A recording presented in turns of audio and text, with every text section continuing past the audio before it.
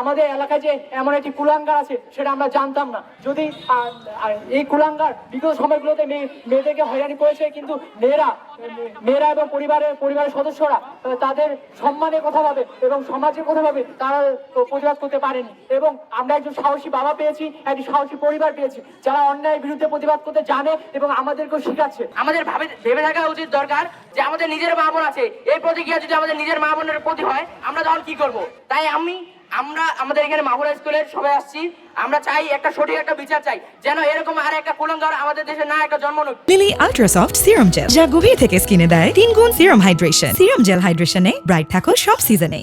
যেদিন সে গ্রেফতার হলো তার আগের রাতে আমার ছবি সহ সে অশ্লীল ভাবে প্রচার করা শুরু করছে। এই যে যন্ত্রণা দিচ্ছে সে, আবার এটার জন্য তো আমরা সে দৃষ্টান্তমূলক শাস্তি তো চাচ্ছি।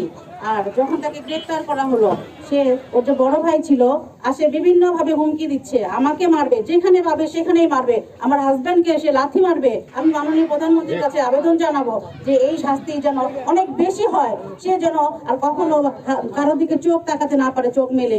যে ফেসবুকে যে সমস্ত উদ্ভট ছবি দিয়েছে এবং আমাদের এখানে মাগুরা প্রধান করে একটা সুনামধন্য গ্রাম, একটা ইউনিয়ন, আমাদের স্কুলে অনেক ছাত্রছাত্রী প্রতি বছর এখানে বের হয়, কিন্তু দুঃখের বিষয় এই ছেলেটা এর আগেও অনেক ঘটনা ঘটিয়েছে।